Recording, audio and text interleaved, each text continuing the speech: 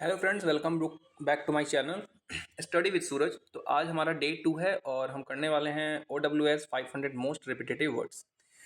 तो फ्रेंड, जैसा कि मैंने आपको बताया था कि हम लोग बहुत जल्दी ही जो ब्लैक बुक सीरीज़ है और आपके एग्ज़ाम में आने वाले जो इंग्लिश वर्ड्स हैं वो हम बहुत जल्दी ही कवर कर लेंगे। तो बढ़ते हैं अपने नेक्स्ट वर्ड की ओर बिना टाइम वेस्ट किए। तो आज का हमारा फर्स्ट वर्ड है स्टोइक। स्टोइक का जो पार्ट ऑफ स्पीच है डेट इज अ नाउन या फिर एडजेक्टिव की तरह भी आप यूज कर सकते हैं। स्टोइक ऐसे पर्सन को बोलते हैं जो किसी भी तरह का पेन ट्रबल बिना किसी कंप्लेन के सह लेता है। इसको याद करने की ट्रिक है स्टे ओके इन चैलेंजेस, मतलब उसको उसके पास चैलेंजेस भी आएगा तो वो आराम से रहेगा, ओके रहेगा। The word stoic means a person who, तो आपका जो आंसर सही आंसर हो जाएगा endures pain without complaining. Option number D is the right answer. Next question है the word amateur means a person. Amateur एक ऐसा व्यक्ति होता है जो कि शौकीन होता है। इसका पार्ट स्विच नाउन होता है। A person who likes to take part in a sport और other activity for enjoyment not as a job. Like आपका कंप्यूटर चलाने का अगर शौक है, that's not part of your job, then you are the amateur. तो इसका सही आंसर हो जाएगा option number B, plays for fun not as a job. Next question है हमारा the word anthropology means the study of. Anthropology किसको कहते हैं? तो एंथ्रो का मतलब होता है ह्यूमन और पॉलिजी का मतलब होता है स्टडी, यानी इंसानों का अध्ययन। तो ऐसा पर्सन जो इंसानों का अध्ययन करता है उसको एंथ्रोपोलॉजिस्ट बोलते हैं। Human race and its culture, the study of human race and its culture. Next word पे आते हैं इफेमिनेट। इफेमिनेट का मतलब होता है लुकिंग या फिर बिहेविंग या फिर साउंडिंग लाइक वुमेन और अ गर्ल। एक मेल जब गर्ल की तरह बिहेव करता है तो उसे इफेमिनेट बोलते हैं। इट्स नॉट लाइक वो जो ट्रेन में आते हैं ना, ताली मार के पैसा लेते हैं, वो नहीं, वो एक अलग चीज़ होती है।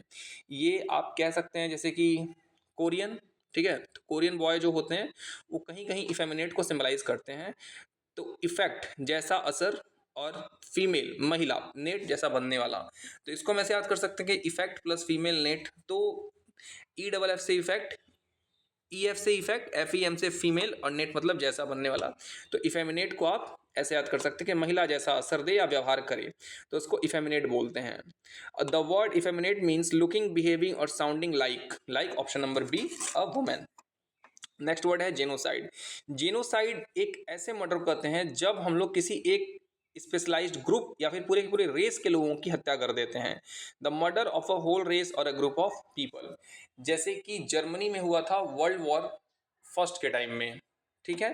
तो हिटलर ने क्या किया था? जेनोसाइड किया था। तो नरसंहार, किसी पूरी जाति या समूह के लोगों की जानबूझकर हत्या करना। वो समूह रिलीजियस बेस पे हो सकता है, वो समूह कलर के बेस पे हो सकता है, वो किसी भी बेस पे हो सकता है, उसको जेनोसाइड बोलते हैं, ठीक है। इम्पोस्टर, इम्पोस्टर का मतलब होता है छलिया। इसका पार्ट स्विच नाउन है। इसको धोखेबाज भी बोलते हैं जो किसी और का रूप धारण करके लोगों को धोखा देता है। इसको याद करने की ट्रिक है आई एम पोस्टर, यानी मैं ओरिजिनल नहीं हूं, मैं पोस्टर हूं। The word impostor means a person who, option number C, pretends to be someone else. Next word है हमारा obituary. The word obituary means, तो ऑबिचुरी का मीन्स होता है शोक संदेश, ठीक है। जब कोई मर जाता है तो हम लोग पेपर या पैम्पलेट वगैरह में छपवाते हैं ना शोक संदेश, कि बहुत अच्छे आदमी थे, मर गए, उसके लाइफ की अचीवमेंट्स वगैरह को हम लोग उसमें क्या करते हैं, पुट डाउन करवाते हैं। सो इसका करेक्ट आंसर होगा option number B, notice of someone's death. Next word है हमारा ऑर्निथोलॉजी। तो ऑर्निथोलॉजिस्ट एक ऐसा पर्सन होता है जो कि बर्ड्स और उनके बिहेवियर को समझता है, उसके बारे में रिसर्च करता है, उनके हैबिटेट के बारे में, कंजर्वेशन के बारे में, दैट्स द ऑर्निथोलॉजिस्ट, ठीक है। तो ऑर्नी का मतलब होता है बर्ड और थोलॉजी का मतलब होता है स्टडी, ठीक है। जहां भी लॉजी आएगा, लॉजी का मतलब आप लोग स्टडी से ही लेंगे, चाहे वो आपका पेडोलॉजी हो, ऑर्निथोलॉजी हो, साइकोलॉजी हो। तो लॉजी का मतलब ही होता है क्या? स्टडी, ठीक है। तो ऑर्निथो का मतलब बर्ड। तो पक्षी विज्ञान या पक्षियों का वैज्ञानिक अध्ययन करने को ऑर्निथोलॉजी बोलते हैं। So option number B is the correct answer, the scientific study of birds. Next word है हमारा साइनिक्योर। तो क्योर का मतलब होता है अच्छा, और साइन का मतलब है केवल साइन करना, ठीक है। ऐसे आप याद करने के लिए मैं बता रहा हूँ, ठीक है। इसका आप लोग लिटरल मीनिंग मत लीजिएगा। तो साइन प्लस क्योर का मतलब होता है साइनी का हम लोग ले सकते हैं विदाउट क्योर का मतलब वर्क। तो बिना वर्क के उसको पैसा मिल रहा है, केवल साइन करने का पैसा लेता है वो। जैसे हमारे मिनिस्टर्स क्या होते हैं, केवल साइन करने का पैसा लेते हैं। ऊपर का सारा कंटेंट आईएएस आईपीएस का होता है, आईपीएस का तो नहीं, आई थिंक आईएएस का होता होगा, ठीक है, या फिर जो चीफ सेक्रेटरी होते हैं वो भी आईएएस पोस्ट से ही जाते हैं, या फिर जो पढ़े लिखे लोग होते हैं नीचे का बस सिग्नेचर मिनिस्टर्स लोगों का होता है। सो इसका मीनिंग होता है a job that you are paid for even though it involves little और no work, that's job called sinecure. ठीक है, the word sinecure means the correct answer is B, a job with little और no work but good salary. अब इसको याद रखिएगा। सो हमारा next word है प्लूटोक्रेसी।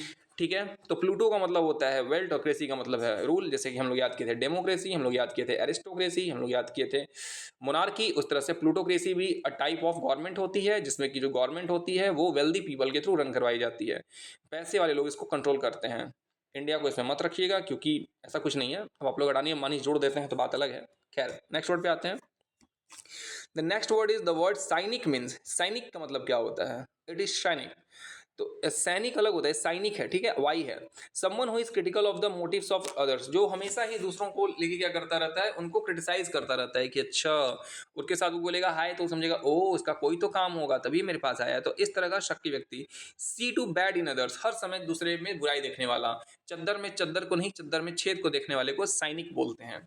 ठीक है, नेक्स्ट वर्ड पे आते हैं। एक ही स्लाइड में दो वर्ड आ गया है। ठीक है, तो एमिग्रेंट, एक वर्ड होता है इमिग्रेंट, एक होता है एमिग्रेंट। तो इसको ऐसे मैंने ऐसे याद किया था ट्रिक से कि इमिग्रेंट मतलब आई होता है, आई का मतलब इन, मतलब अपने देश में आने वाले को इमिग्रेंट बोलते हैं, और ई से एग्जिट यानी कि अपने देश से बाहर जाने वाले को एमिग्रेंट बोलते हैं। एक ऐसा पर्सन जो अपनी कंट्री छोड़ देता है दूसरी कंट्री में रहने के लिए उसको एमिग्रेंट बोलते हैं। ठीक है, और नेक्स्ट वर्ड हमारा एक्सटेम्पोर। एक्सटेम्पोर का मतलब होता है विदाउट एनी प्रीवियस थॉट और प्रिपरेशन, बिना तैयारी के। जैसे कि टीचर आते बोलते हैं सरप्राइज टेस्ट, तो आप उस समय जो भी लिखते हो या फिर अगर अचानक से आपको स्टेज पे बुला लिया जाता है कि let's get a clap together for mister x, तो आप फिर उठते हो और आप जाते हो स्टेज पे और बिना प्रिपरेशन के बोलने लगते हो, दैट इज एक्सटेम्पोर। तो स्पोकन और done without any previous thoughts और प्रिपरेशन, बिना पूर्व विचार या तैयारी के बोला या किया गया काम को एक्सटेम्पोर बोलते हैं। जैसे लड़की बोल रही है इमेज में, आई wasn't prepared but I spoke extempore and the audience loved it. इसका जो पार्ट स्पीच है वो एडजेक्टिव या फिर एडवर्ब होता है, इसको भी याद रखिएगा। नेक्स्ट वर्ड आता है फेनेटिक। फेनेटिक का मतलब होता है अंधभक्त, सॉरी अंधभक्त नहीं होता, अ काइंड ऑफ अंधभक्त ले सकते हैं लोग, हम चमचा भी ले सकते हैं जैसे आप कंफर्टेबल हो। तो फैनेटिक का मतलब होता है एकदम कट्टर, extremely enthusiastic about one's belief idea और activity often to the extreme. जो व्यक्ति किसी विचार, धर्म, व्यक्ति या चीज का अत्यधिक उत्साही होता है, कभी कभी हद से ज्यादा, उसको फैनेटिक बोलते हैं। फैन का मतलब वेरी बिग सपोर्टर, एटिक मतलब हैविंग द क्वालिटी ऑफ, मतलब बहुत ज्यादा सपोर्ट करता हो, चाहे वो कुछ भी बोल दें, पेट्रोल कितना भी महंगा हो जाए, डीजल कितना भी महंगा हो जाए, सोना भले ना खरीदना पड़े। बताइए जो लोग गोल्ड फ्लैग नहीं खरीद पा रहे हैं वो लोग गोल्ड कहाँ से खरीदेंगे, है कि नहीं। तो फिर उसको बोलते हैं, लेकिन फिर भी सपोर्ट कर रहे हैं तो उसको फैनेटिक बोलते हैं। नेक्स्ट वर्ड आता है नोटोरियस। नोटोरियस एक होता है फेमस, फेमस का ये बिल्कुल ही एंटोनिम होता है नोटोरियस। नोटोरियस का मतलब होता है well known for being bad और causing a lot of harm और ट्रबल। इसको हिंदी में कुख्यात या फिर बदनाम, जिसकी बुराई या गलत कामों के लिए बहुत फेमस हो, जैसे कि दाऊद इब्राहिम, जैसे कि Ajmal Kasab. The gang leader is notorious for is involvement in drug trafficking. जो गैंग लीडर है वो बहुत ही नोटोरियस है, यानी बहुत ही कुख्यात है। क्यों? क्योंकि उसका इन्वॉल्वमेंट है ड्रग के ट्रैफिकिंग में। तो नोटोरियस का मीन्स क्या हो गया? Option number A, very famous for good deeds, well known for being bad, unknown to people, या फिर लाइक बाई एवरीवन। तो इसका ऑप्शन है B, well known for being bad is the correct answer. Next word है हमारा odd. तो odd एक noun है, ये एक पोयम होती है जो कि स्ट्रॉन्ग फीलिंग्स को एक्सप्रेस करने के लिए लिखी या बोली जाती है। तो ऑड एक प्रकार की कविता होती है जो किसी व्यक्ति, वस्तु, विचार या किसी विशेष घटना की प्रशंसा या सम्मान में लिखी जाती है। ठीक है, जैसे पहले जो कवि होते थे वो क्या करते थे, राजाओं की प्रशंसा में जो कविता लिखते थे, गीत गाते थे, उसको ऑड बोला जाता था। ठीक है, the word odd means the poem that praises और सेलिब्रेट्स। नेक्स्ट वर्ड आते हैं पेरेंट। तो पेरेंट क्या होता है? इट्स पेरेंट या फिर parent, actually it is home not who details matter. तो पेरेंट एक नाउन है और एक ऐसी पर्सनालिटी को बोलते हैं जो कि हर छोटी छोटी मिस्टेक्स को क्या करता है, करेक्ट करने की कोशिश करता है या फिर करेक्ट करता है।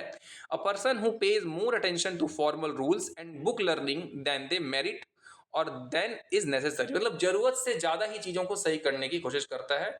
एक तरह से साइको भी बोलता हूं मैं ऐसे लोगों को। खैर लेकिन साइको नहीं होते हैं वे। तो पे का मतलब होता है गिव्स टू मच अटेंशन, डेंट का मतलब रूल्स या फिर डिसिप्लिन। डेंट डेंट पड़ गया, ठीक है, इस तरह से। तो वो डेंट नहीं पड़ने देता है, अगर डेंट पड़ गया तो वो पेमेंट ले लेगा, तो क्या होगा, पेडेंट होता है वो। अगर उसके कार में डेंट पड़ गया तो क्या ले लेगा, पेमेंट ले लेगा, तो उसको पेडेंट बोलते हैं।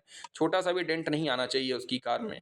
तो पेडेंट मीन्स क्या होता है, a person who pays more attention to formal rules and book learning than they merit. एक तरह से इससे मिलता जुलता वर्ड मैंने कल आपको पढ़ाया था, कनोजियर। कनोजियर का मतलब भी होता है पारखी, जो छोटी छोटी चीज़ों को बहुत डिटेल से स्टडी करता है उसको भी पारखी बोलते हैं। बल्कि लेकिन ये जो पेडेंट होते हैं स्टडी नहीं करते, उसको सुधारते भी हैं, डेट्स अ पेडेंट। नेक्स्ट वर्ड पे आते हैं। अच्छा, हमारी स्लाइड यहीं खत्म हो गई है, तो हम अपना डे 2 कंप्लीट कर लिए हैं और लास्ट में आपके लिए 3 क्वेश्चन का एमसीक्यू चैलेंज रखे हैं। इसका आंसर आपको कमेंट बॉक्स में देना है।